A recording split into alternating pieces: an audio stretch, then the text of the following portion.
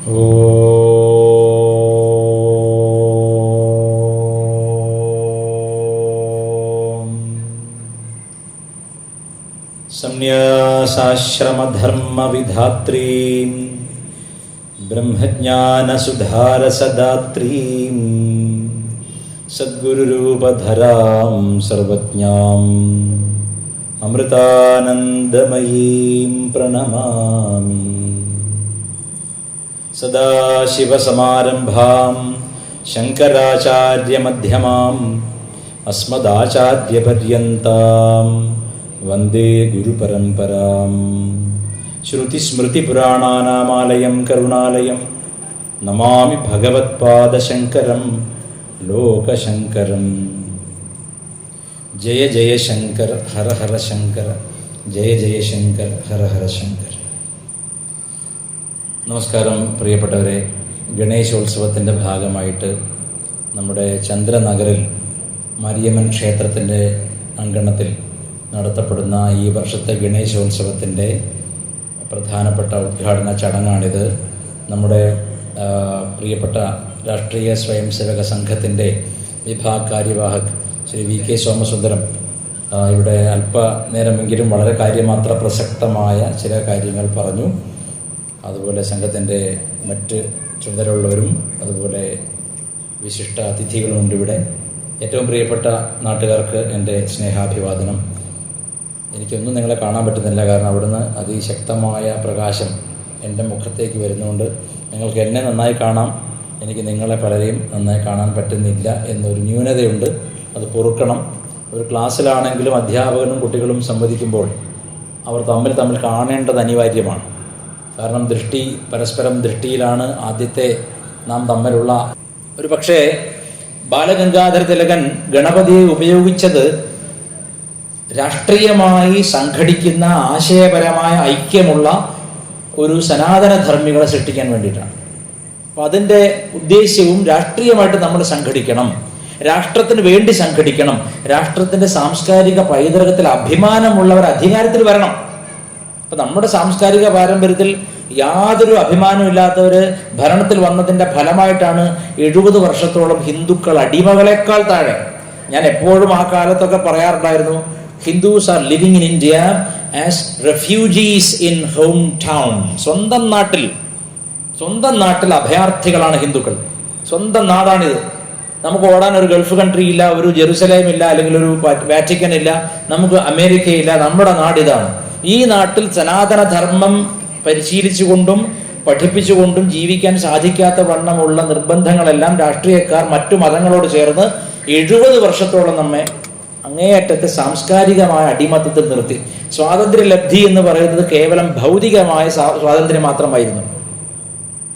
പക്ഷേ ആശയപരമായ സ്വാതന്ത്ര്യം, മതപരമായ സ്വാതന്ത്ര്യം, നമ്മുടെ മതം നിർഭയം പിന്തുടരാനും നമ്മുടെ ക്ഷേത്രങ്ങളും ആശ്രമങ്ങളും നിർഭയം നടത്തിക്കൊണ്ടുപോകാനും സാധിക്കാത്ത വണ്ണം സർക്കാരുകളുടെ നിയന്ത്രണവും സർക്കാരുകളുടെ അമിതമായ അധികാര പ്രയോഗവും ഇന്നും നമ്മൾ കാണുന്നു. ഉദാഹരണം പറഞ്ഞാൽ, ഒരു നാട്ടിലെ ഒരു ക്ഷേത്രത്തിൽ അന്തിത്തിരി കത്തിക്കാൻ പോലും യാതൊരു ചെലവും എടുക്കാൻ ആരും ഇല്ലാത്ത കാലത്ത് ഏതോ 1, 2, 3 വ്യക്തികൾ സംഘടിച്ച് അവിടേക്കുള്ള കാര്യങ്ങൾ ചെയ്ത് ആ ക്ഷേത്രം ഒന്ന് പ്രവൃദ്ധമായി ഹുണ്ടികയിൽ പണം വന്നാൽ ഉടനെ ദേവസ്വം ബോർഡ് വരികയും അത് എടുത്തുകൊണ്ട് പോവുകയും ചെയ്യുകയാണ്. അപ്പം ഇങ്ങനെ ഇന്നും ആശയപരമായും അല്ലെങ്കിൽ മതപരമായും സ്വാതന്ത്ര്യം കിട്ടാത്തൊരു ജനത ഹിന്ദുക്കൾ മാത്രമാണ്. അത് മാറ്റം വരണമെങ്കിൽ ഇത്തരം സത്സംഗങ്ങളിൽ അക്കാര്യങ്ങൾ കൂടെ പറഞ്ഞാലേ നമുക്ക് ബോധമുണ്ടാവും. അല്ലെങ്കിൽ ഈ ആശാൻ കിറ്റ് തരും, കടലയും പരിപ്പും വെളിച്ചെണ്ണയും തന്നാൽ, വെളിച്ചെണ്ണ തന്നാൽ പിന്നെ കോടീശ്വരനായി. എങ്കിലും കോടീശ്വര യോഗമുള്ളവർക്ക് വെളിച്ചെണ്ണ കിട്ടുകയുള്ളൂ. എങ്കിലും ഞാൻ പറയാം, അത്തരത്തിലുള്ള സൗകര്യങ്ങൾ കിട്ടുമ്പോൾ നമ്മുടെ സാംസ്കാരിക മാനബിന്ദുക്കളോട് ഇവർ ചെയ്തിട്ടുള്ള തെറ്റുകളെ നമ്മളെങ്ങനെ മറക്കുന്നു? അത് വലിയ അബദ്ധമല്ലേ? ഒരിക്കലും ചെയ്യാൻ പാടില്ല. അപ്പം അതാണ് ഇവിടെ ആദ്യമായിട്ട് പറയാനുള്ളത്. രണ്ടാമത്തെ വിഷയം, ഏറ്റവും പ്രധാനപ്പെട്ട വിഷയം ഗണപതിയെ പറ്റിയാണ്. പല തരത്തിലുള്ള കഥകൾ പ്രചരിക്കുന്നുണ്ട്. അതായത് പാർവതി ദേവി കുളിക്കാൻ പോയപ്പോൾ സെക്യൂരിറ്റിക്ക് വേണ്ടിയിട്ട് ഒരു രൂപത്തെ ഉണ്ടാക്കി വെച്ചതാണ് ഗണപതി എന്നൊരു കഥ. നമുക്ക് പുരാണങ്ങളെ അടിസ്ഥാനപ്പെടുത്തിക്കൊണ്ട് ഹിന്ദുമതം മനസ്സിലാക്കിയാൽ വലിയ തോതിലുള്ള അബദ്ധങ്ങൾ നമുക്ക് സംഭവിച്ചേക്കാം.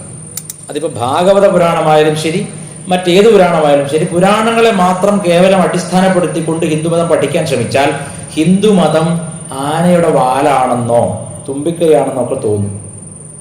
കാരണം ഹിന്ദുമതത്തിന്റെ ആ പൂർണ്ണതയിൽ അതിനെ ഉൾക്കൊള്ളണമെങ്കിൽ വൈദിക സാഹിത്യം, ഉപനിഷത്ത് സാഹിത്യം, ഇതിഹാസങ്ങൾ, പ്രധാനമായും വേദം, ഉപനിഷത്ത്, ഇതിഹാസങ്ങൾ, ഇത്തരത്തിൽ പഠിച്ചു വരുന്ന ക്രമികമായൊരു പദ്ധതിയെ നമ്മൾ അവലംബിക്കണം.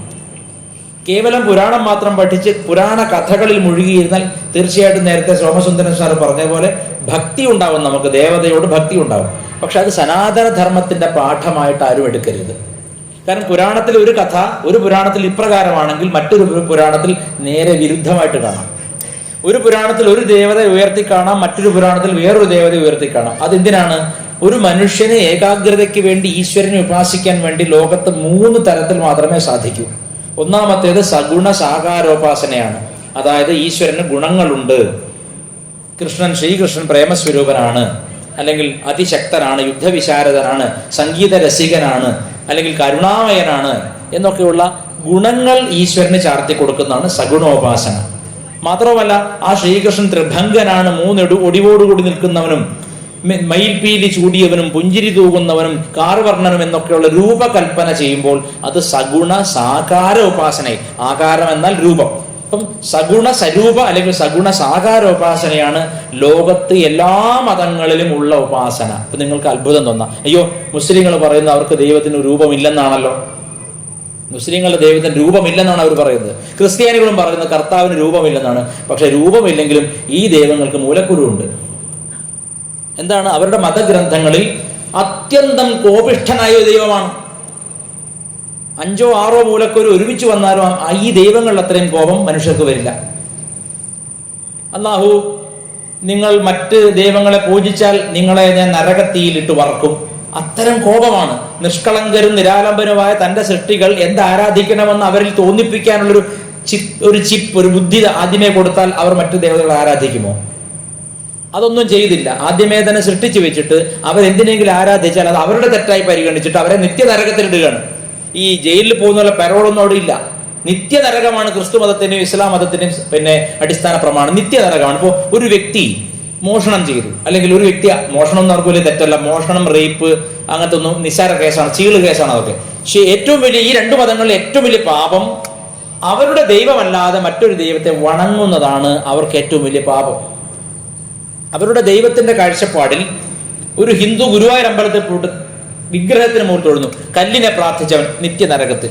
മുസ്ലിം മതത്തിലും അള്ളാഹുവിന് ഇഷ്ടപ്പെടാത്ത കാര്യം കല്ലിനെ പ്രാർത്ഥിക്കുന്ന, മരത്തിന്റെ ശില്പം, കളിമണ്ണിന്റെ ശില്പം, ഇതിനെ പ്രാർത്ഥിക്കുന്നതിനെ നിശ്ചിതമായിട്ട് ആ പുസ്തകങ്ങൾ 2ലും ഈ കാര്യം ആവർത്തിച്ച് വരുന്നുണ്ട്. അവരുടെ ദൈവത്തിനെ സംബന്ധിച്ച് അതിഭീകരമായ കോപമാണ്. ആ കോപം ആരോടാണ് കോപം? തനിക്ക് തത്തുല്യമായ ശക്തിയോടല്ല.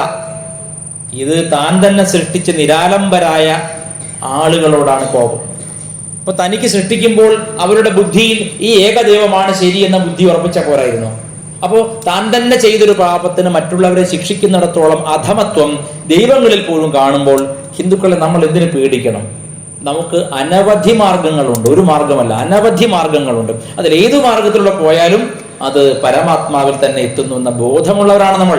ഗണപതിയെ ഉപാസിച്ചാലും ശിവനെ ഉപാസിച്ചാലും കൃഷ്ണനെ ഉപാസിച്ചാലും നമുക്ക് ഒരു ഭേദമില്ല. ഒരു വീട്ടിൽ തന്നെ പരമ കൃഷ്ണഭക്തൻ, പരമ ശിവഭക്തനൊക്കെ ഉണ്ടാവും.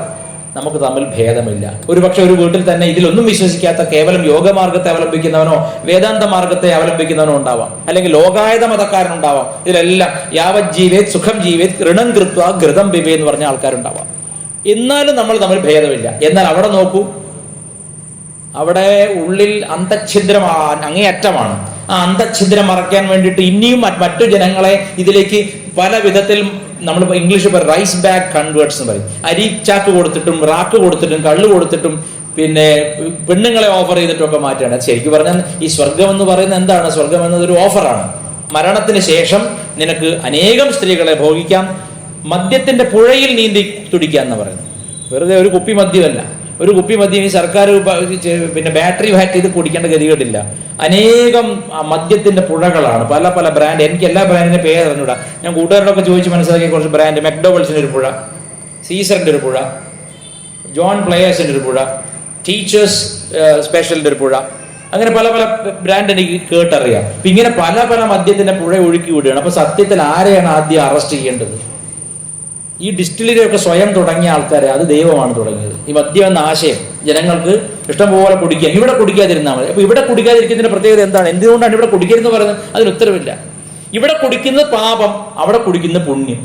ഇങ്ങനെ തല കുത്തനെ നിൽക്കുന്ന മതങ്ങളെ വിമർശിക്കാൻ ഷംസീർ എന്നല്ല, പിണറായി വിജയൻ എന്നല്ല, ഒരാൾക്കും നാവ് പൊന്തില്ല. കാരണം അവർ മതം കൊണ്ടല്ല കളിക്കുന്നത്, സംഘടനാ തത്വത്തിലാണ് കളിക്കുന്നത്. അവരുടെ ഐക്യമാണ് അവർ വോട്ടാക്കി മാറ്റുന്നത്. ആ വോട്ടിന്റെ സഞ്ചയത്തെ ഭയന്നിട്ടാണ് വങ്കത്തരങ്ങൾ മാത്രം നിറഞ്ഞ മതങ്ങളെ പോലും വിമർശിക്കാൻ നാവ് പൊന്താത്തവർ ഗണപതിയെ വിമർശിക്കുന്നത്. അതിലേക്കാണ് ഞാൻ വരുന്നത്. ഞാൻ പറഞ്ഞു സഗുണ സാകാരോപാസന.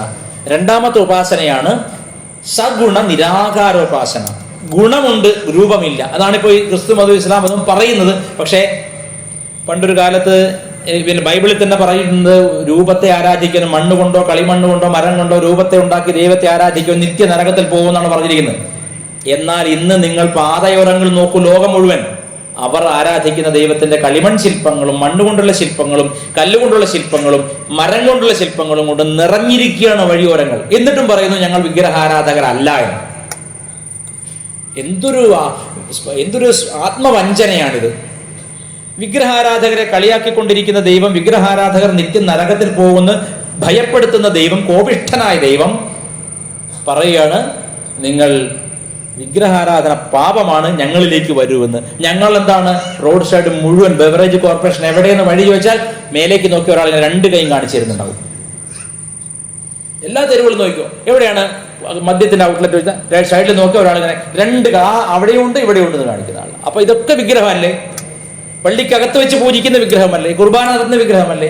ഇനി ഇസ്ലാം മതത്തിന് വിഗ്രഹമില്ല, തെറ്റായ ചിന്താഗതിയാണ്. കാരണം ഈ അവരുടെ മതഗ്രന്ഥം വായിച്ചിട്ടാണ് ഈ ആശയം അവർക്ക് തലയിൽ കയറുന്നത്. ശബ്ദം അമൂർത്തമാണ്, ശബ്ദത്തിന് രൂപമില്ല. ആ ശബ്ദത്തെ അച്ചടിയിൽ എടുത്തു കഴിഞ്ഞാൽ അത് വിഗ്രഹമായി. ഇപ്പോ അമ്മ നമ്മെ സ്നേഹിക്കുന്നു എന്ന് ഒരു പുസ്തകത്തിൽ അടിച്ചു വെച്ചാൽ അച്ചടിയാണത്, അത് മഷിയാണ്, പേപ്പറാണ്. പക്ഷെ ആ വാക്ക് വായിക്കുന്നവൻ മാതൃവാത്സല്യം അനുഭവിച്ചവനാണെങ്കിൽ, അല്ലെങ്കിൽ മാതൃവാത്സല്യത്തിനെ കേഴുന്നവനാണെങ്കിൽ അവരിൽ മാതൃത്വത്തിന്റെ രസം കിനിയില്ലേ. അപ്പോ ഒരു ആശയം എന്ന് പറയുന്നത് അമൂർത്തമാണെങ്കിലും, ശബ്ദം അമൂർത്തമാണെങ്കിലും, ദൈവത്തിന്റെ ശബ്ദമാണെന്ന് ക്ലെയിം ചെയ്താലും ആ ശബ്ദം ഒരു പുസ്തകത്തിൽ, ഒരു ഗ്രന്ഥത്തിൽ, ലിപിയിൽ അച്ചടിച്ചാൽ അത് മഷിയാണെന്ന് ആരും പറയില്ല, ദൈവവാക്യം എന്നേ പറയൂ. ശരിയല്ലേ? ഇവരുടെ പുസ്തകങ്ങൾക്ക് അവർ സത്യവേദം എന്ന് പേരിടുന്നു, അല്ലെങ്കിൽ വേദപുസ്തകം എന്ന് പേരിടുന്നു അവര്. അപ്പൊ എന്തുകൊണ്ടാണ്? ദൈവം അമൂർത്തമാണ്, രൂപമില്ലാത്തവനാണെന്ന് പറയുന്നു, ദൈവത്തിന് ശബ്ദമില്ലെന്ന് പറയുന്നു, അതേ ദൈവത്തിന്റെ സന്ദേശം മാലാഖമാർക്ക് കിട്ടുന്നെന്ന് പറയുന്നു. അപ്പൊ ഒരു മാധ്യമമില്ലാതെ മാലാഖമാർക്ക് എങ്ങനെ സന്ദേശം അയച്ചു? ഇനി ദൈവം രൂപമില്ലാത്തവനാണ്, ശരി. രൂപമില്ലാത്ത ദൈവം എവിടെ ഇരിക്കുന്നു? സ്വർഗത്തിലിരിക്കുന്നു. ഒരു സ്ഥലത്ത് ഇരിക്കണമെങ്കിൽ രൂപം വേണ്ടേ? ഇപ്പൊ ഒരാൾ എന്നോട് പറഞ്ഞു, സ്വർഗസ്ഥനായ പിതാവേ, അല്ലെങ്കിൽ അള്ളാഹു 7ാം സ്വർഗത്തിൽ സിംഹാസനത്തിൽ ഇരിക്കുന്നു. അള്ളാഹുവിന്റെ സിംഹാസനത്തിന്റെ അടിയിൽ നിന്ന് സൂര്യനും ചന്ദ്രനെയും രാവിലെ എണീപ്പിച്ചു വിടുകയാണ്. സൂര്യ മതിയുടെ ഉറങ്ങി എണീച്ചു പോടെ എന്ന് അള്ളാഹു പറയുമ്പോൾ സൂര്യൻ എണീച്ച് ഡ്യൂട്ടിക്ക് പോവുകയാണ്. സന്ധ്യയ്ക്ക് അവിടെ വണ്ടി പാർക്ക് ചെയ്യുന്ന പോലെ വന്നിട്ട് അള്ളാഹുവിന്റെ സിംഹാസനത്തിന്റെ അടിയിൽ പോവുകയാണ്. ഇങ്ങനെയാണ് അവരുടെ കൽപ്പന. മറ്റേയാളും അങ്ങനെ തന്നെയാണ്. വലിയ വ്യത്യാസമൊന്നും, ഒരേ ആശയം രണ്ട് രീതിയിൽ പറഞ്ഞെന്ന് മാത്രം. അപ്പോ സിംഹാസനത്തിൽ ഇരിക്കണമെങ്കിൽ ഏറ്റവും മിനിമം ആസനം വേണ്ടേ? അപ്പൊ ഇവരുടെ ദൈവത്തിന് കോപമുണ്ട്, ആസനമുണ്ട്. അതുകൊണ്ട് അയാൾക്ക് മൂലക്കുറുണ്ട് ഞാൻ പറയാൻ കാരണം ഇതെന്റെ ഒരു കണ്ടെത്തലാണ്. അപ്പോ സിംഹാസനത്തിൽ ഇരിക്കുന്ന ദൈവം ഒരു പർട്ടിക്കുലർ സ്പേസ് ഓക്യുപ്പൈ ചെയ്യണമെങ്കിൽ ആ വ്യക്തി സമയത്തിനും പിണ്ഡത്തിനും വിധേയനാണ്. ശരിയാണോ? ടൈം, മാസ്, ഈ രണ്ടും ഇല്ലാതെ സമയത്തിന് അധീനമായതും മാസ് ഉള്ളതുമായ ഒരു വസ്തുവിന് മാത്രമേ ഒരു സ്പേസ് ഓക്യുപ്പൈ ചെയ്യാൻ പറ്റുകയുള്ളൂ. ഡയമെൻഷൻസ് ഇല്ലാതെ ഒരു സ്പേസ് ഓക്യുപ്പൈ ചെയ്യാൻ പറ്റില്ല. എന്നാൽ ഭാരതത്തിലെ ഏറ്റവും പരമോന്നതമായ അദ്വൈത വേദാന്തം എന്താണ് പറയുന്നത്? സകലതും ഈ പരമ്പൊരുളാണ്, ഇതിനതീതമായിരിക്കുന്നതും അത് തന്നെയാണ്. എല്ലാറ്റിനെയും പരമ്പൊരുളായ എല്ലാറ്റിനെയും ആരാധിക്കാൻ ഇതിൽ ഏതെങ്കിലും ഒന്നിൽ ഏകാഗ്രതപ്പെടുത്തിയാൽ അതിൽ നിന്ന് ഒരു വെളിപാടുണ്ടാവും. അതിൽ നിന്ന് തൻ്റെ ഉള്ളിലാണ് ഇത് സാക്ഷാത്കരിക്കുന്നത്, പുറത്തല്ല. അപ്പൊ ഇങ്ങനെ പറഞ്ഞ ഒരേ ഒരു ധർമ്മം ഹിന്ദു ധർമ്മമാണ്. എന്നിട്ടും എന്തുകൊണ്ട് ഹിന്ദുക്കൾ പ്രതിവർഷം വളരെയധികം പേർ ഇസ്ലാം മതത്തിലേക്കും ക്രിസ്തു മതത്തിലേക്കും പ്രലോഭനം കൊണ്ട് മതം മാറുന്നു എന്ന് ചോദിച്ചാൽ, ഹിന്ദു മതത്തിനകത്ത് ജീവിക്കുമ്പോൾ യാതൊരു തരത്തിലുള്ള സുരക്ഷയും അനുഭവപ്പെടുന്നില്ല എന്നത് സത്യമാണ്. നമ്മുടെ ന്യൂനത നമ്മൾ ആദ്യം പറഞ്ഞു പോവാം. നമ്മുടെ നാട്ടിൽ ഒരു ക്ഷേത്രത്തിൽ ഭാഗവത സത്രം നടത്താൻ വേണ്ടി 50 ലക്ഷം രൂപ പിരിക്കുന്നു, അല്ലെങ്കിൽ 25 ലക്ഷം രൂപ പിരിക്കുന്നു വിചാരിക്കുക. കേരളത്തിൽ 10,000 ക്ഷേത്രങ്ങളുണ്ട്. 10,000 വിട്ടേക്കുക, പകുതി എടുക്കുക. 5,000 ക്ഷേത്രങ്ങളിൽ പ്രതിവർഷം 25 ലക്ഷം വെച്ച് ഭാഗവത സത്രങ്ങളോ സപ്താഹങ്ങളോ നടത്തുന്നു എന്ന് വിചാരിക്കുക. ഇപ്പോൾ കണക്ക് അധ്യാപകരുണ്ട്. എനിക്ക് 5,000 × 25 ലക്ഷം എത്ര രൂപയായി? പ്രതിവർഷമാണ് പറയുന്നത്. അപ്പൊ പ്രതിവർഷം ഹിന്ദു കേട്ട കഥ തന്നെ വീണ്ടും വീണ്ടും ആവർത്തിച്ച് പൊടിച്ചു കളയുന്ന പണത്തിന്റെ 10% ഉണ്ടെങ്കിൽ ഹിന്ദുക്കളിൽ പട്ടിണിക്കാരുണ്ടാവില്ല. ഹിന്ദുക്കൾക്ക് ഇതിനകം അനേകം ആശുപത്രികൾ ഉണ്ടായേനെ. ഹിന്ദുക്കൾക്ക് സ്വതന്ത്രമായി ധർമ്മം പഠിപ്പിക്കാനുള്ള വിദ്യാലയങ്ങൾ ഉണ്ടായേനെ. ഇതിനൊന്നും ശ്രമിക്കാതെ കേവലം പണം പൊടിച്ചു കളയുന്ന ഒരു വിഡ്ഢിയുടെ പേരാണ് ഹിന്ദു. സ്വയം ചിന്തിക്കണം. കൃഷ്ണഭക്തി അങ്ങനെ വളർന്ന്, സാറ് നേരത്തെ പറഞ്ഞില്ലേ, ഭക്തി വളർന്ന് പന്തലിച്ച്, അതുകൊണ്ട് സമാജത്തിന് തിരിച്ചു കൊടുക്കാനുള്ള ആ ഉത്തരവാദിത്വത്തിൽ നമുക്ക് രക്ഷ നേടാൻ സാധിക്കില്ല. നമ്മൾ ഭാഗവത സത്രം നടത്തുന്നതിനെതിരല്ല, സപ്താഹം നടത്തുന്നതിനെതിരല്ല, ദേവി ഭാഗവത സപ്താഹം നടത്തുന്നതിനെതിരല്ല. പക്ഷെ ആ പണത്തിന്റെ പളപളപ്പിന്റെ പുറകിലൊരു ഹരിജൻ കോളനിയിൽ ഹരിയുടെ മക്കൾ ഒരു പക്ഷേ ഹിന്ദുക്കളാണെന്ന് പോലും തിരിച്ചറിയാതെ മതം മാറ്റത്തിന് ഒരു ചാക്ക് അരിക്കും അരച്ചാക്ക് പഞ്ചസാരയ്ക്കും മതം മാറുന്നവർ ഉണ്ടാകാം. ഉണ്ടെങ്കിൽ അതിന്റെ ഉത്തരവാദിത്വം ആർക്കാണ്? ഈ കേട്ടവിടെ സുഖിച്ചിരുന്നവർക്ക് മുഴുവനല്ലേ? അപ്പൊ അതുകൊണ്ട് ജാതിഭേദം മതദ്വേഷം ഏതുമില്ലാതെ സർവരും സോദരത്വേന വാഴുന്ന മാതൃകാസ്ഥാനമാണിതെന്ന് നാരായണ ഗുരുസ്വാമി പറഞ്ഞപ്പോൾ അതിൽ നിന്ന് ഉൾക്കൊള്ളേണ്ടുന്ന പാഠം നമ്മൾ ഈ 2025 ഉൾക്കൊണ്ടിട്ടില്ല. അദ്ദേഹം പറഞ്ഞു, സംഘടന കൊണ്ട് ശക്തരാകുവിൻ, വ്യവസായം കൊണ്ട് സമ്പന്നരാകുവിൻ, വിദ്യാഭ്യാസം കൊണ്ട് പ്രബുദ്ധരാകുവിൻ. ഈ മൂന്നും ചെയ്തത് മുസ്ലിം എഡ്യൂക്കേഷൻ സൊസൈറ്റി MES-ഉം കാത്തലിക് ചർച്ചുമാണ്. നാം ചെയ്തത് എന്താണ്? നമ്മൾ വീട്ടിൽ അടുപ്പ് പുകയ്ക്കാണ്ടിരിക്കാൻ വേണ്ടിയിട്ട് സത്രത്തിന് പോകുന്നവരാണ്. രാവിലെ ഉപ്പുമാവും ചായയും 11 മണിക്ക് പഴവും. ഇതിപ്പോൾ ഒരു കാര്യമുണ്ട്, ഉത്സവമല്ല, ഉത്സാഹമാണ്. അപ്പൊ ആഹാരത്തിന് വേണ്ടിയിട്ട് ഇങ്ങനെ അവിടെ ഇവിടെയൊക്കെ പോയി ക്യാമ്പ് ചെയ്യും. അതിൽ നിന്നൊരു സംഘടനാ സ്വഭാവം ഉണ്ടാവുന്നില്ല. അതിൽ നിന്നൊരു വ്യക്തിക്ക് തന്റെ സംസ്കാരത്തോടോ രാഷ്ട്രത്തോടോ പ്രത്യേകിച്ച് ഒരു പ്രതിപത്തി ഉണ്ടാവുന്നില്ല എന്ന് കണ്ടിട്ടാണ് ആയിരിക്കാം ഒരു പക്ഷേ 1925 ഡോക്ടർ ജി രാഷ്ട്രീയ സ്വയംസേവക സംഘത്തിന് രൂപം കൊടുത്തത്. അതായത് ജനങ്ങൾക്ക് ഒരുമിച്ച് കളിക്കുമ്പോൾ, ഒരുമിച്ച് സ്നേഹത്തോടെ ഇടപെടുമ്പോൾ, ഒരുമിച്ച് സേവനം ചെയ്യുമ്പോൾ ഉണ്ടാകുന്ന ഒരു ഒരുമയുടെ സന്ദേശം, സാഹോദര്യത്തിന്റെ സന്ദേശം ഉണ്ടാക്കാൻ വേണ്ടിയായിരിക്കാം അത് സൃഷ്ടിച്ചിരിക്കുന്നത്. പക്ഷേ എന്നിട്ടും ഹിന്ദുക്കളൊന്നും ഇന്നും, നമ്മുടെ ഇത്രയും വർഷം സംഘത്തിന് 100ാമത്തെ വർഷമാണ്, ഇന്നും നമ്മൾ രാഷ്ട്രീയമായിട്ടും സാംസ്കാരികമായിട്ടും ഏറെക്കുറെ അന്ധതയിൽ തന്നെയാണെന്ന യാഥാർത്ഥ്യം അംഗീകരിക്കണം. ചെറിയ മാറ്റങ്ങൾ ഇല്ലെന്ന് ഞാൻ പറയുന്നില്ല, ചെറിയ മാറ്റങ്ങളുണ്ട് നമ്മുടെ നാട്ടിൽ. ഈ ഇന്ത്യ മുഴുവൻ മാറിയാലും കേരളം മാറില്ല എന്നാണ് നമ്മൾ തെളിയിച്ചത്. ഞാൻ കേരളത്തിന്റെ കാര്യമാണ് പറയുന്നത്. അപ്പൊ ഇവിടെ നാം മനസ്സിലാക്കേണ്ടത്, നാം പൊടിച്ചു കളയുന്ന കാശ് എത്രത്തോളം ഉണ്ട്. നമ്മളോട് ആരോട് ചോദിച്ചാലും കാശില്ലെന്നല്ലേ പറയൂ. ഹിന്ദുവിനോട് ചോദിക്കുക, ചേട്ടാ ഒരു 50 രൂപ തരുവ വെച്ചാൽ ഇല്ല. എന്താ കാരണം? ഇവൻ ചെയ്യുന്ന വിഡ്ഢിത്തരവിന് മനസ്സിലാവുന്നില്ല. 5,000 ക്ഷേത്രങ്ങളിൽ 25 ലക്ഷം രൂപ വെച്ച് പ്രതിവർഷം എത്ര രൂപയാണ് ഒരേ കഥ കേൾക്കാൻ നമ്മൾ പൊടിച്ചു കളയുന്നത്? ഞാനൊരു ആശയം മുന്നോട്ട് വെച്ചപ്പോൾ ആർക്കും ഇഷ്ടപ്പെട്ടില്ല, എന്നെ വളരെയധികം കുറ്റപ്പെടുത്തി. ഞാൻ പറഞ്ഞു, ഏറ്റവും മികച്ച ഭാഗവത പ്രഭാഷകന്റെ പ്രഭാഷണം നിങ്ങൾ നല്ല വൃത്തിയുള്ള ക്വാളിറ്റി വീഡിയോ റെക്കോർഡ് ചെയ്യുക, ക്വാളിറ്റി വീഡിയോ. എന്നിട്ട് ക്ഷേത്രങ്ങളിൽ ഇഷ്ടമുള്ളപ്പോൾ ഇട്ടോളൂ, ഒരാഴ്ച ഇട്ടോളൂ. ആചാര്യ വരണം, അതിന് പൈസ വേണ്ട, അലങ്കാരം പൈസ വേണ്ട. ആ വർഷത്തേക്ക് പിരിക്കണം. പക്ഷേ ആ പണം മുഴുവൻ എവിടെ കൊടുക്കണം? നമ്മുടെ നാട്ടിൽ, ദൂരെ ഒന്നും പോയി ചെയ്യണ്ട, നമ്മുടെ നാട്ടിൽ അവശ വിഭാഗങ്ങളായ ഹിന്ദുക്കൾ അനേകായിരമുണ്ട്. അവരുടെ വിദ്യാഭ്യാസം, ആരോഗ്യം, മതം തുടങ്ങിയ മതപരാവശ്യമാണ്. എങ്ങനെ പ്രാർത്ഥിക്കണം, എന്തിനെ പ്രാർത്ഥിക്കണം, എന്തിനു പ്രാർത്ഥിക്കണം, നമ്മുടെ മതവും മറ്റു മതവും തമ്മിലുള്ള വ്യത്യാസം എന്താണ്, ഇതൊക്കെ പഠിപ്പിക്കാനുള്ള ലഘുലേഖകൾ നാടൻ ഭാഷയിൽ അച്ചടിച്ചിറക്കിക്കൂടെ? അതിനുള്ള പണം എടുത്തൂടെ? കോടിക്കണക്കിന് രൂപയാണ് നമ്മൾ ഓരോ ക്ഷേത്രത്തിലും ഓരോ വർഷവും വെറുതെ പൊടിച്ചു കളയുന്നത്. ഇതാരും ചിന്തിക്കുന്നില്ല. അത് പറഞ്ഞതിന്റെ പേരിൽ പലരും, കാരണം ഇത് പലരുടെയും വ്യവസായമാണ്, ഇത് വലിയൊരു വ്യവസായമാണ്. ഒരു ആചാര്യന് 1 ലക്ഷം രൂപയിൽ കുറഞ്ഞു കൊടുത്താൽ ആചാര്യ ഭരണം ഉണ്ടാവില്ല. അവിടെ പൂർണ്ണകുംഭം തൊടാതെ ഞാനിതൊന്നും പറഞ്ഞില്ല, ഇവർ ചെയ്താണ് കേട്ടോ. പൂർണ്ണകുംഭം തൊടാതെ നടക്കാൻ പറ്റാത്ത ആളുകളാണ്. സ്വയം ആചരതേ യസ്മാത് തസ്മാത് ആചാര്യ ഉച്യതേ എന്നാണ്. സ്വയം ആചരിച്ചുകൊണ്ട് കാണിക്കുന്ന ആരാണോ അവനാണ് ആചാര്യൻ. സ്വയം ആചരിക്കുക. അപ്പൊ അതുകൊണ്ട് ഇവിടെ രണ്ടാമത് പറഞ്ഞ ഉപാസന സഗുണ നിരാകാരോപാസനയാണ്. അവിടെ ഗുണം ചിന്തിക്കണം. ഈശ്വരൻ ഗുണവാനാണ്. കാരുണ്യം, ത്യാഗം, ദയ, സർവഭൂത ദയ, ഇതൊക്കെ ചിന്തിക്കും. അല്ലെങ്കിൽ സർവജ്ഞത, രൂപമില്ല. അങ്ങനെയും ഈ ഹിന്ദു മതത്തിൽ ആരാധനയുണ്ട്. മൂന്നാമത്തതും ഏറ്റവും ഉയർന്നതായും കണക്കാക്കപ്പെടുന്ന നിർഗുണ നിരാകാരോപാസനയാണ്, അല്ലെങ്കിൽ ആത്മോപാസനയാണ്. അതായത് ഈ ഈശ്വരൻ എന്ന തത്വം അല്ലെങ്കിൽ പരമാത്മാവെന്ന തത്വത്തിന് ശാരീരികമായ സംബന്ധമില്ലാത്ത, അത് സച്ചിദാനന്ദ സ്വരൂപനായ ആത്മസ്വരൂപമാണ്. അത് എന്നിലും നിന്നിലും എല്ലാറ്റിലും സമമാണ്.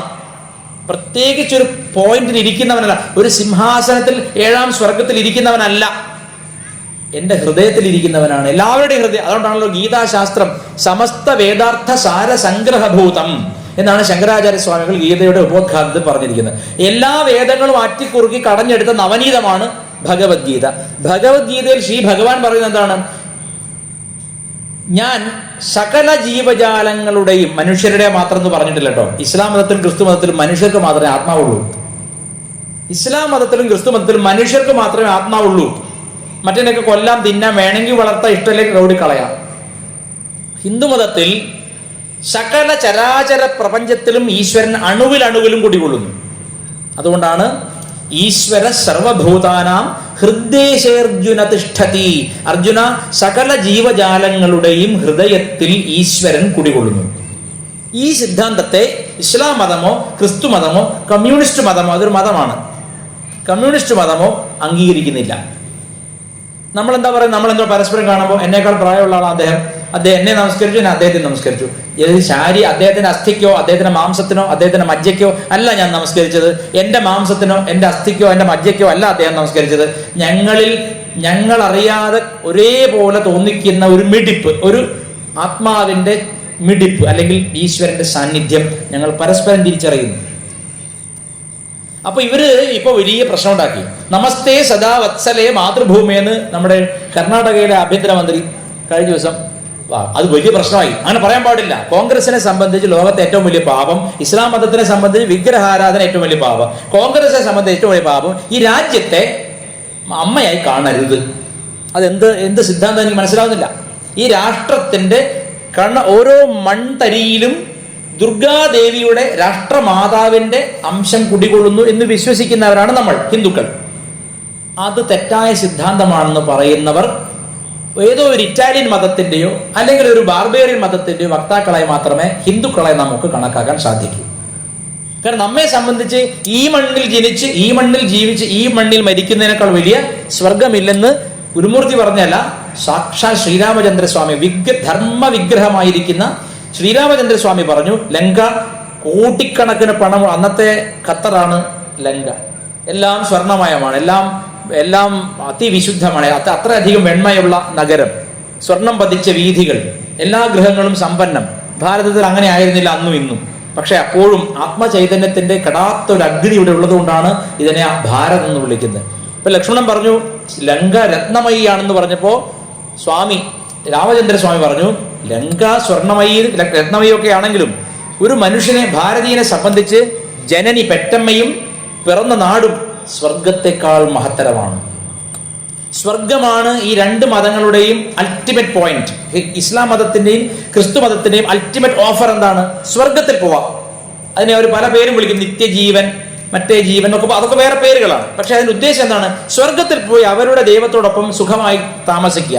അപ്പാർട്ട്മെന്റ് ഒക്കെ കെട്ടിയിട്ട്, ഇപ്പൊ ചില ഭാഗവതാചാര്യന്മാരും തുടങ്ങിയിട്ടുണ്ട് ഈ ബിസിനസ്. അവര് കുറെ ക്വാർട്ടേഴ്സ് കെട്ടിയിട്ട് അത് വാടകയ്ക്ക് കൊടുക്കുന്ന പോലെ അല്ലെങ്കിൽ പണത്തിന് വിൽക്കുന്ന പോലെ വിറ്റിട്ട് അവരുടെ കൂടെ ജീവിക്കുക, പശുവിനെ കുളിപ്പിക്കുക, ഓടുക. ഈ മൂഢന്മാർക്ക് ഒരു ദുഷ്ടചിന്തയും ഒരു മോശം ചിന്തയും എൻ്റെ മനസ്സിൽ കടന്നു വരാതെ ഒരു അല്പസമയം എൻ്റെ മനസ്സിൽ ഉണ്ടാവുകയാണ്. അല്ലെങ്കിൽ ഞാനൊരു സിനിമാ നടി ആലോചിക്കുന്ന സമയമാവാം, അല്ലെങ്കിൽ മറ്റൊരു കാര്യം എന്തോ ആയിക്കോട്ടെ, ഭൗതികമായ എല്ലാ ആശയങ്ങളെയും ഞാൻ പടിക്ക് പുറത്തു നിർത്തി എനിക്ക് ഞാൻ മാത്രമായിരിക്കുന്ന ഒരു സന്ദർഭം സൃഷ്ടിക്കാൻ വേണ്ടി ഞാൻ ദേവതയെ ഉപയോഗിക്കുകയാണ്. അങ്ങനെ മനുഷ്യരെ കൊണ്ട് ദേവതകളെ ഉപയോഗിപ്പിക്കുന്ന ശക്തിയും കൂടിയാണ് ഹിന്ദുമതം.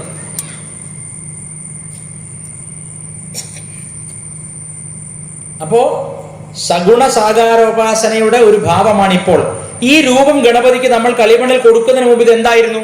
നിർഗുണ നിരാകാരമായിരുന്നു, ശരിയല്ലേ? അപ്പൊ ഇതൊരു ശില്പിയുടെ മനസ്സിൽ ഉണ്ടായ ഒരു രൂപമാണ്. മൂർത്തി കൽപ്പന, വക്രതുണ്ട മഹാകായ സൂര്യകോട്ടി സമപ്രഭ നിർവിഘ്നം കുരുമേ ദേവ സർവകാര്യേഷു സർവദാ. എന്ന ശ്ലോകമോ അല്ലെങ്കിൽ മറ്റ് ഗണാനാം ത്വാ ഗണപതിഗം ഹവാമഹേ കവിം കവീനാമുപമശ്രവസ്തമം ജ്യേഷ്ഠരാജം ബ്രഹ്മണാം ബ്രഹ്മണസ്പത ആനശൃണ്ണന്നൂതിഭിസ്സീദസാദനം എന്ന വൈദിക മന്ത്രം കൊണ്ടോ അതിലൊക്കെ വർണ്ണിച്ചിരിക്കുന്ന കാര്യങ്ങളെ ശില്പി അല്ലെങ്കിൽ കലാകാരൻ അവന്റെ ഹൃദയത്തിൽ ആവാഹിച്ച് അവൻ തന്നെ ബ്രഹ്മാവായി തീരുകയല്ലേ, അവിടെ സൃഷ്ടികർത്താവായി തീരുകയാണ്. അവൻ ഇല്ലാത്ത ഒന്നിനെ സൃഷ്ടിച്ചതല്ല, അങ്ങിങ്ങായി കിടന്ന കണങ്ങളെ മനസ്സിന്റെ ഏകാഗ്രത കൊണ്ട് യോജിപ്പിച്ചതാണ് ഈ രൂപം. അതുപോലെ ഈശ്വരൻ എന്നതും അങ്ങിങ്ങായി ഉള്ളതിനെ കാണിച്ചു തരികയല്ലാതെ ഇല്ലാത്തതിനെ ആർക്കും ഉണ്ടാക്കാൻ സാധിക്കില്ല, ഉണ്ടായതിനെ ഇല്ലാതാക്കാനും സാധിക്കില്ല. അതൊന്നല്ലെങ്കിൽ മറ്റൊരു രൂപത്തിൽ എല്ലായ്പ്പോഴും ഉണ്ട്. ആ ഉണ്മയാണ്, അസ്തിത്വമാണ്, ആത്മാവാണ് നമ്മൾ പറയുന്നത്. ഗുരുമൂർത്തി മരിച്ചുപോയി എന്ന് വിചാരിക്കുക, അപ്പോ ഇത് ആരെങ്കിലും കൊണ്ട് കത്തിക്കും എന്ന് വിചാരിക്കാം, കത്തിക്കും. അവിടെ ഞാൻ മറ്റൊരു രൂപത്തെ പ്രാപിക്കും, ആ ശരീരം മറ്റൊരു രൂപത്തെ പ്രാപിക്കും. എൻ്റെ ഇഷ്ടാനിഷ്ടങ്ങൾ, മനസ്സ്, അന്ധകരണം മുഴുവൻ ഒരു ചെറിയ ബബിളായിട്ട്, ദൃഷ്ടിക്ക് ഗോചരമല്ലാത്തൊരു ബബിളായിട്ട്, ഒരു പോളയായിട്ട് ഉയർന്നു പൊന്തും. എന്നിട്ടത് ആ ഇച്ഛ അനിച്ഛ തുടങ്ങിയതിനെ തൃപ്തിപ്പെടുത്താനായി അതിനെന്തൊക്കെ പുണ്യപാപങ്ങൾ നേടിയോ അതിനനുസരിച്ച് ലോകങ്ങളിൽ സഞ്ചരിക്കും. പക്ഷെ ആ ലോകങ്ങളൊന്നും നിത്യമല്ലെന്ന് നമ്മുടെ ശാസ്ത്രം സ്പഷ്ടമായി പറയുന്നു. ക്ഷീണേ പുണ്യേ മർത്യലോകം വിശന്തി. ഇത് കർമ്മഭൂമിയാണ്. ഇവിടെ നിന്ന് സ്വർഗത്തിൽ പോയി അല്പം പുണ്യം ചെയ്തു, അമ്പലത്തിന് പിരിവ് കൊടുത്തു, അമ്പലത്തിന് മുഖക്കാപ്പ് ദേവിക്ക് സമ്മാനിച്ചു, 10 കുട്ടികളെ പഠിപ്പിക്കാൻ വേണ്ടി പണം കൊടുത്തു, പുണ്യം നേടി. ഇവൻ പുണ്യലോകത്ത് പോയിട്ട് കുറച്ചൊന്ന് ആസ്വദിക്കും, സംശയമില്ല. ഈ ആത്മാവ് ഒന്ന് കുളിച്ചു വരും, ഊട്ടിയിൽ പോയതുപോലെ. ഊട്ടിയിൽ പോകുമ്പോൾ ബാങ്ക് അക്കൗണ്ടിൽ 1 ലക്ഷം രൂപയുണ്ട്. അവിടെ റിസോർട്ടൊക്കെ എടുത്ത് 10 ദിവസം അടിച്ചു പൊളിച്ചപ്പോൾ അക്കൗണ്ടിൽ 1000 രൂപ ബാക്കി. ഉടനെ ബാഗ് എടുത്തിട്ട് നാട്ടിലേക്ക് വരണം. എന്നിട്ട് വീണ്ടും കൽപ്പണിക്കോ സിമന്റ് പണിക്കോ വാർക്കപ്പണിക്കോ പോകണം. അതുപോലെയാണ് ഈ ജന്മം കൊണ്ട് കിട്ടുന്ന പുണ്യം അനുഭവിക്കാൻ പുണ്യലോകങ്ങളുണ്ട്. ആ പുണ്യലോകങ്ങൾ പുരാണങ്ങളിലൊക്കെ വേദത്തിലും പറയുന്നുണ്ട്. ആ പുണ്യലോകങ്ങളൊക്കെ പോയി സുഖിച്ച് എല്ലാ നിത്യ പുണ്യലോകവും നിത്യജീവനും നിത്യ നരകവും ഒന്നും ഇവിടെ ഇല്ല. അത് വങ്കത്തരമാണ്. കാരണം ഒരുത്തൻ ജീവിതത്തിൽ ഒരുപാട് തെറ്റ് ചെയ്തു, ഒരുപാട് പാപം ചെയ്തു, അവനൊരു അനാഥ പെൺകുട്ടിക്ക് വിവാഹം നടത്തി കൊടുത്തു. ആ പുണ്യം കൊണ്ട് അവൻ എല്ലാ കാലത്തും സ്വർഗത്ത് ജീവിക്കുക എന്ന് പറയുന്നത് അന്യായമാണ്. അതുപോലെ തന്നെ ഒരു വ്യക്തി ഒരുപാട് നല്ല കാര്യങ്ങൾ ചെയ്തു, ഒരു തെറ്റിന്റെ പേരിൽ നരകത്ത് പോയി നിത്യ നരകം കൊടുക്കാൻ പാടുണ്ടോ? അപ്പൊ നിത്യ നരകം നിത്യസ്വർഗം എന്നത് വിഡ്ഢിത്തമാർന്ന കോൺസെപ്റ്റ്സ് ആണ് ഈ 2 മതങ്ങളും വെച്ച് പുലർത്തുന്നത്. നമ്മെ സംബന്ധിച്ച് സ്വർഗവും വേണ്ട, നരകവും വേണ്ട. ഈ സ്വർഗ നരകാദികൾ ഉണ്ടെങ്കിൽ പുനർജന്മമുണ്ട്. കാരണം ഈ ജീവാത്മാവ് നേരെ സ്വർഗലോകങ്ങളിലോ പാപലോകങ്ങളിലോ പോയി അനുഭവിക്കേണ്ടത് അനുഭവിച്ച് തിരിച്ച് വീണ്ടും ക്ഷീണേ പുണ്യം ക്ഷീണിക്കുമ്പോൾ മർത്യലോകം, ഈ മരിക്കുന്ന ഈ ലോകത്ത് ഭൂമിയിൽ വരും. ഏതെങ്കിലും രൂപ 84 ലക്ഷം സ്പീഷീസ് ഉണ്ടെന്നാണ് പറയുന്നത്. അതിൽ ഏതെങ്കിലും ഒന്നായിട്ട് വരും. വന്നിട്ട് വീണ്ടും കർമ്മം അനുഭവിക്കും. ഇതൊരു തുടർച്ചയാണ്. അപ്പൊ പുനരപി മരണം, പുനരപി ജനനം, ഇതിൽ നിന്ന് മോക്ഷം നേടാൻ എന്താ വഴി? അതിനുള്ള സച്ഛാസ്ത്രമാണ് സനാതനധർമ്മത്തിന്റെ ശ്രീമദ് ഭഗവത്ഗീത അടക്കമുള്ള മഹത്തായ സാഹിത്യം. അതിനുവേണ്ടിയുള്ള ഈ ടീച്ചിങ് ആണ്. അപ്പൊ അതിലേക്കുള്ള ഉപാസനയ്ക്ക് ഏകാഗ്രത വരണം. ഒരു മനുഷ്യൻ അവന്റെ മനസ്സടങ്ങാതെയാണ് മരിക്കുന്നതെങ്കിൽ അവന് വീണ്ടും ജന്മമുണ്ട്.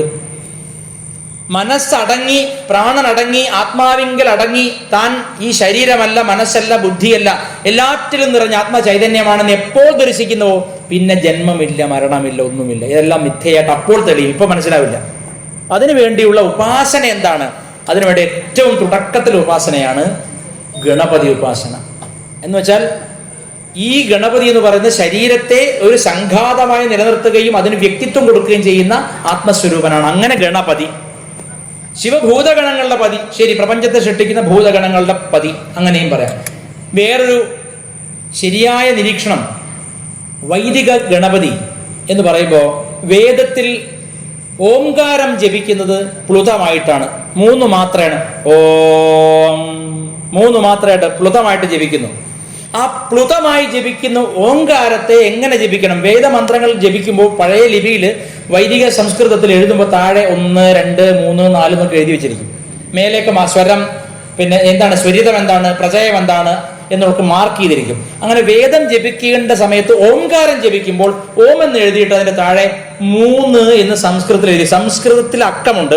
സംസ്കൃത അക്കങ്ങളിൽ 3 എന്ന് എഴുതുന്നത് കണ്ടാൽ ഒരു ചുണ്ടലി തന്നെ,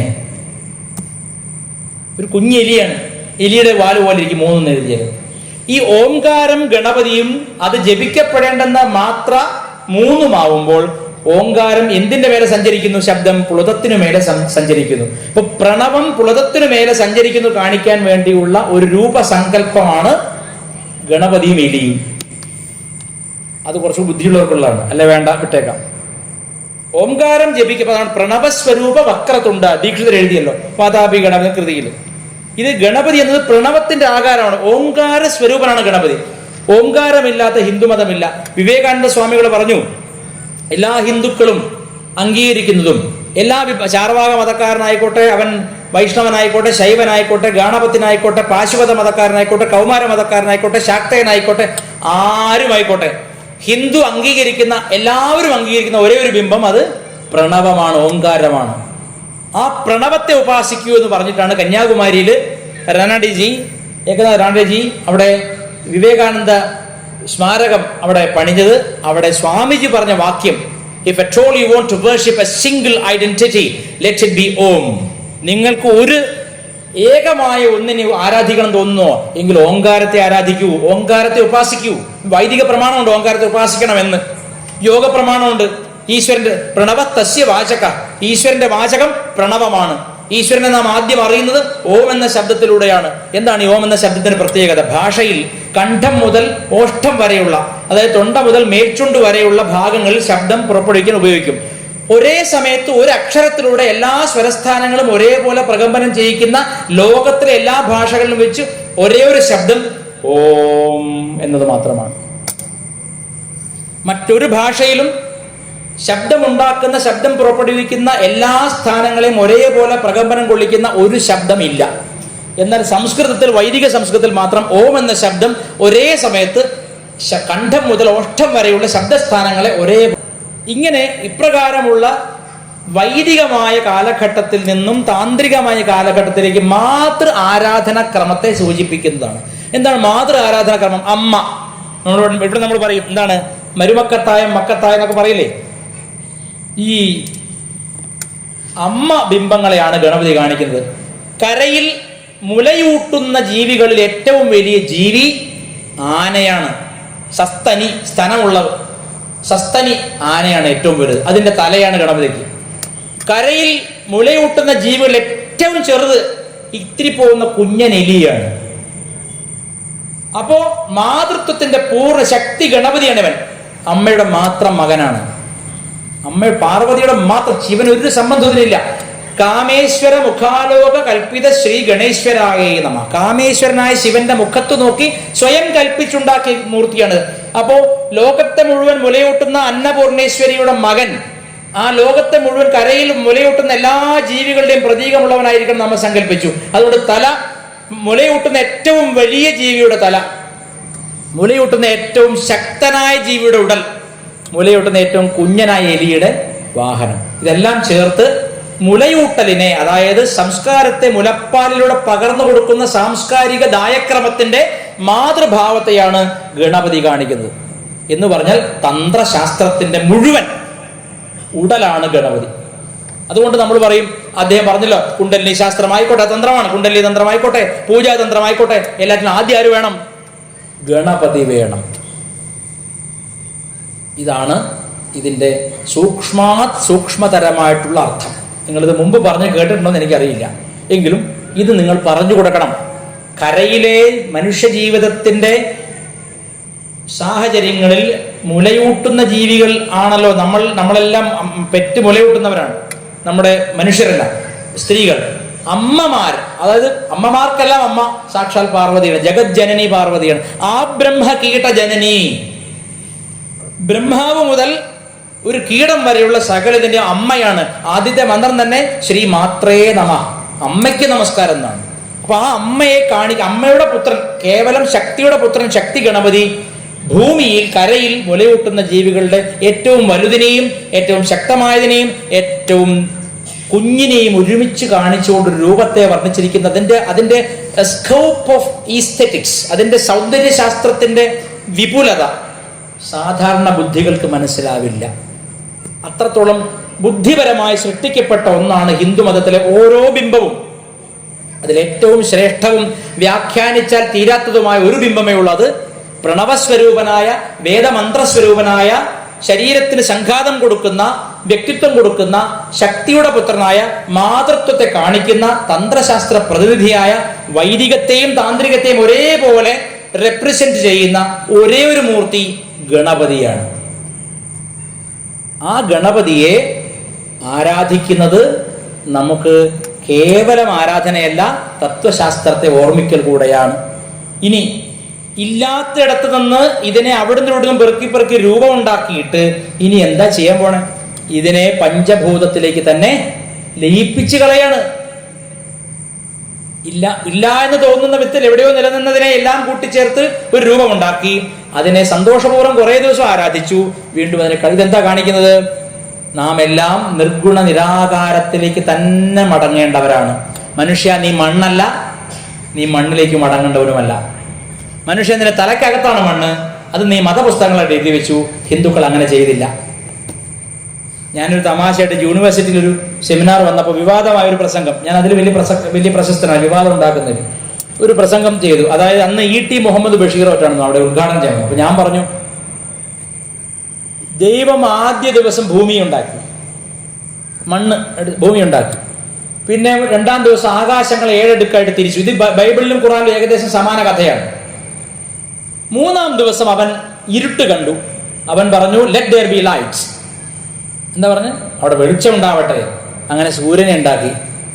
നാലാം ദിവസം ചന്ദ്രനെ ഉണ്ടാക്കി. അപ്പം ഞാനൊരു ചോദ്യം ചോദിച്ചു. ശരി, ആദ്യത്തെ ചോദ്യം, എവിടെ നിന്നാണ് ഈ ഭൂമി ഉണ്ടാക്കാനുള്ള റോ മെറ്റീരിയൽ, അതായത് മണ്ണ് ആദ്യം ഉണ്ടാവണ്ടേ? മണ്ണ് എവിടുന്ന് കിട്ടി? മണ്ണുണ്ടായാലല്ലേ ഭൂമിയുള്ളൂ. മണ്ണും കല്ലും ഒക്കെ വേണ്ടേ? അപ്പം അവർ ഉത്തരം പറയാൻ പരിഭ്രമിക്കുമ്പോൾ ഞാൻ തന്നെ പറഞ്ഞു, നിങ്ങൾ കഷ്ടപ്പെടേണ്ട നാരായണ, അവിടെ പായിപ്പിക്കല, ഓടിക്കല. നീ എന്ത് അധികാരമുണ്ട് ഓടിക്കാൻ? അവിടെ ഇരിക്കട്ടെ. സായിരാം, എന്റെ പ്രഭാഷണത്തിന് ആരൊക്കെ വരുന്നു? സായിരാം, ആരോ കല്ലെറിഞ്ഞ, അങ്ങനെ ചെയ്യല്ലേ. എല്ലാ ജീവജാലങ്ങളും ഈശ്വരനുണ്ട്. അത് ആദ്യം തെറ്റിക്കുന്ന ഹിന്ദുക്കളാണ്. ഇത്ര ക്രൂരന്മാരെ ഞാൻ ഇവിടെ കണ്ടില്ല. കുറിതൊട്ട ക്രൂരന്മാർ. ചെയ്യരുതേ, ഒരിക്കലും ചെയ്യരുത്. ഒരു ജീവിയും നമ്മളെ ഉപദ്രവിക്കുക. ഈ കുഴിമന്തി തീറ്റയും ചിക്കൻ തീറ്റയും ഇവിടെ അറബി ഭക്ഷണം കൊണ്ടുവന്ന ശേഷമാണ് നായ്ക്കൾ ഇങ്ങനെ മനുഷ്യരെ ആക്രമിക്കാൻ തുടങ്ങിയത്, അല്ലേ? മുമ്പൊക്കെ നമ്മുടെ നാട്ടിൽ ഒരു പ്രദേശം കാക്കുന്ന നായ്ക്കളാണ്. ഈ നായ്ക്കളെ എതിർക്കുന്ന 2 പേരെ അന്നുള്ളൂ. ഒന്ന് അനാശാസ്യക്കാർ, കാരണം ഇവരെ വിചാരം വരുമ്പോൾ കടിച്ചു പായിപ്പിക്കില്ലേ. 2 ഈ ദുർഗന്ധ മതക്കാർ, കാരണം ഇവർക്ക് ഈ ചിക്കൻ തീറ്റ കൂടി, കോഴിത്തീറ്റ കൂടി, എന്നിട്ട് ഇത് വലിച്ചെറിയ റോഡ് സൈഡിൽ. ഇതൊക്കെ കഴിച്ചിട്ടാണ് ഇവർ അക്രമാസക്തരാകുന്നത്. പിന്നെ ഇവരെ അനാവശ്യമായിട്ട് ഉപദ്രവിക്കുക. ചെയ്യാതിരിക്കൂ, ഭൈരവനാണ്. ഒരു ജീവിയെ ഉപദ്രവിക്കാൻ നമുക്ക് അധികാരമില്ല. ഈശ്വര സർവഭൂതാനാം, എല്ലാ ജീവജാലങ്ങളുടെ ഉള്ളിൽ നിന്നാണ്, അല്ലാതെ മനുഷ്യന് മാത്രം എന്ന് പറഞ്ഞിട്ടില്ല. മനുഷ്യന് മാത്രമേ ആത്മാവുള്ളൂ എന്നുള്ളത് ക്രിസ്തു മതത്തിനെയും ഇസ്ലാം മതത്തിനെയും വികലമായ ചിന്തയാണ്. അപ്പൊ ഈ ഈശ്വരൻ എവിടുന്ന് മണ്ണ് കിട്ടി ഭൂമിയെ സൃഷ്ടിക്കാൻ? ആദ്യം മണ്ണ് സൃഷ്ടിച്ചോ? ഇല്ല. പിന്നെ എവിടുന്നേ മണ്ണ് കിട്ടി? വളരെ സിമ്പിൾ. ഈശ്വരൻ ചിരിച്ചുകൊണ്ട് തലകരണ്ട് പറയാ, എന്റെ തലയ്ക്കകത്ത് ആവശ്യത്തിലധികം മണ്ണും കല്ലും ഉണ്ട്. ഇങ്ങനെയൊക്കെ എഴുതി വെക്കുന്ന ദൈവത്തിന്റെ തലയ്ക്കകത്ത് തന്നെ മണ്ണ് ഇഷ്ടംപോലെ കിട്ടും. ഭൂമി ഉണ്ടാക്കിയാൽ അത്ഭുതമില്ല. ആ ക്വസ്റ്റ്യൻ വിട്ടു. രണ്ടാം ദിവസം ആകാശങ്ങൾ അടുക്കടുക്കായി ഉണ്ടാക്കി. മൂന്നാം ദിവസം ആണ് തോന്നിയത് സൂര്യൻ ഇല്ലല്ലോ, പാവം, ലൈറ്റ് ഇല്ല. ഇപ്പൊ ലൈറ്റ് ആൻഡ് സൗണ്ട് എന്നോട് സൂര്യൻ ഉണ്ടാക്കി. എന്റെ സിമ്പിൾ ചോദ്യം, ഈ സൂര്യൻ ഇല്ലാതെ എങ്ങനെയാണ് ഒന്നാമത്തെ ദിവസമാണോ രണ്ടാം ദിവസമാണോ മനസ്സിലാക്കിയത്? ദിവസം, ദിവാകരൻ, ദിവസത്തെ ഉണ്ടാക്കുന്നവൻ, ദിവസത്തിന്റെ പ്രതീതി സൃഷ്ടിക്കുന്നത് സൂര്യൻ ഉള്ളതുകൊണ്ടാണ്. പിന്നെ ഈ ചെങ്ങ ഇങ്ങനെ ഒന്നാം ദിവസം ഉണ്ടാക്കിയത്? ഇത് ഏതിന്റെ ഒന്നാം ദിവസം? എന്തിനെ അപേക്ഷിച്ചാണ് ഒന്നാം ദിവസം ആയത്? എന്തിനെ അപേക്ഷിച്ചാണ് ഒന്നാമത്തെ ദിവസം ആയതെന്ന് പറയൂ. തലേന്ന് എന്തായിരുന്നു? അപ്പം 0 ദിവസവും. അപ്പൊ എത്ര വികലമായൊരു ചിന്ത പറഞ്ഞു കൊടുത്തിട്ടാണ് അരി കൊടുത്തിട്ടും പിന്നെ തുണി കൊടുത്തിട്ടും മതം മാറ്റുന്നത്. ഹിന്ദുക്കളിൽ വിവർത്തവാദമുണ്ട്, സൃഷ്ടി നടന്നിട്ടേ ഇല്ല എന്നുള്ളത്. അദ്വൈതത്തിന്റെ ഒരു മൂലപ്രമാണത്തിൽ ഒന്നാണ് സൃഷ്ടി എന്നത് തോന്നൽ മാത്രമാണ്. അതൊക്കെ പറഞ്ഞാൽ ഇവിടെ സമയം ഒരുപാട് പോകും. അത് വേദാന്ത ക്രമമായിട്ട് പഠിക്കണം. വിവർത്തവാദമുണ്ട്, സൃഷ്ടിക്കപ്പെട്ടു എന്ന് തോന്നലാണ്. എൻ്റെ ഗുരു പറഞ്ഞു, ഞാൻ ജനിച്ചു എന്ന് തോന്നുന്ന ദിവസം ആണല്ലോ ജന്മദിനം.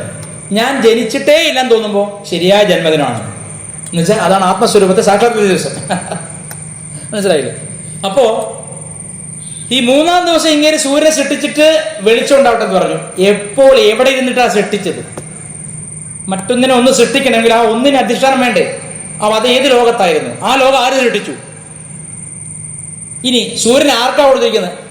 ഭാരതത്തിൽ 12 സൂര്യന്മാരെ പറ്റി പറയാം. 12 സൂര്യന്മാരുണ്ട്. അനേക കോടി ബ്രഹ്മാണ്ഡ ജനനി ലളിതാ സഹസ്രാന്തരമുണ്ട്. അനേക കോടി ബ്രഹ്മാണ്ഡങ്ങളുടെ അമ്മയാണ്. കേവലം ഒരു ഭൂമിയല്ല. ഇവർ രണ്ടു മതം ജിയോ സെൻട്രിക് ആണ്, ഭൂമി കേന്ദ്രീകൃത മതങ്ങളാണ് ക്രിസ്തു മതവും ഇസ്ലാം മതവും. അവർക്ക് ഭൂമിയിലെ കളി. ഇവിടെ എന്താ മനുഷ്യൻ കുളിക്കുന്നുണ്ടോ, മനുഷ്യൻ സ്വയംഭവം ചെയ്യുന്നുണ്ടോ, മനുഷ്യൻ ഇതൊക്കെ നോക്കിയിരിക്കാം. 3 മണി ആകാശത്ത് നിന്ന് ഒളിഞ്ഞോട്ടം, പൊതിച്ചോറ് മനസ്സിലായി? ക്യാമറ വെക്കുക കുളിക്കടവില്.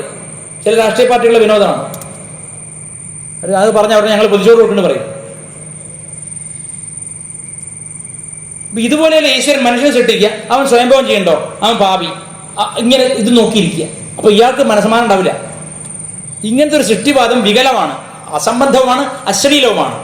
ഇത് വാങ്ങിയിട്ട് കുരിശു വരയ്ക്കുന്നവനും പിന്നെ തലമുട്ടി പ്രാർത്ഥിക്കുന്നവനും ഹിന്ദു മതത്തെ അവഹേളിക്കണം. ഇതിൽ നിന്ന് അടർന്നു പോകുമ്പോൾ ഇത് ചിന്തിക്കണം. എത്ര വലിയൊരു സാംസ്കാരിക പാരമ്പര്യത്തെ തുപ്പിക്കളഞ്ഞിട്ടാണ് നിങ്ങൾ എച്ചിരി തിന്നാൻ പോകുന്നത് ചിന്തിക്കണം. അപ്പോ 3-ാം ദിവസം സൂര്യനെ സൃഷ്ടിച്ചെന്ന് പറഞ്ഞൊരു വലിയ വങ്കത്തം ലോകത്തില്ല. എന്നിട്ട് അവരുടെയൊക്കെ ശാസ്ത്രീയ, നമ്മളെയൊക്കെ വികലം, നമ്മൾ അന്ധവിശ്വാസികൾ. ഇപ്പൊ ഗണപതി തത്വം ഇത്രയും പറഞ്ഞപ്പോൾ എത്രത്തോളം സാംസ്കാരികവും സൗന്ദര്യശാസ്ത്രപരവുമായ മാനങ്ങൾ അതിലൂടെ നിങ്ങൾക്ക് മനസ്സിലായില്ലേ? അപ്പോ ഇതിനെ നിമജ്ജനം ചെയ്യുമ്പോഴും പഠിപ്പിക്കുന്ന തത്വം ഒന്നും സ്ഥിരമല്ല. ഇവിടെ ഉണ്ടായി മറയുന്നതാണ് എല്ലാം എന്ന ബോധ്യത്തോടു കൂടി വേണം ജീവിക്കാൻ എന്ന തത്വശാസ്ത്രം കൂടെ ഇതിനകത്തുണ്ട് എന്ന് മാത്രം ഓർമ്മിപ്പിക്കട്ടെ. 8-10 ഇതിലധികം പറഞ്ഞ് നിങ്ങൾ തന്നെ ഓടിക്കു വിടുന്നു. അടുത്ത തവണ പാലക്കാട് വരുമ്പോൾ ഇനിയൊരു പുതിയ വിഷയമായിട്ട് വരാം. ഹര നമഃ പാർവതീപതയേ ഹര ഹര മഹാദേവ. സർവത്ര ഗോവിന്ദ നാമ സങ്കീർത്തനം. ഗോവിന്ദ ഗോവിന്ദ. ജയ ജാനകീകാന്ത സ്മരണം. ജയ ജയ രാമ രാമ. സദ്ഗുരു സ്വാമിന ജയ്. അരുണാചല ശിവ അരുണാചല ശിവ അരുണാചല ശിവ അരുണാചല അരുണാചല ശിവ അരുണാചല ശിവ അരുണാചല ശിവ അരുണാചല. ശ്രീരാമ ജയം.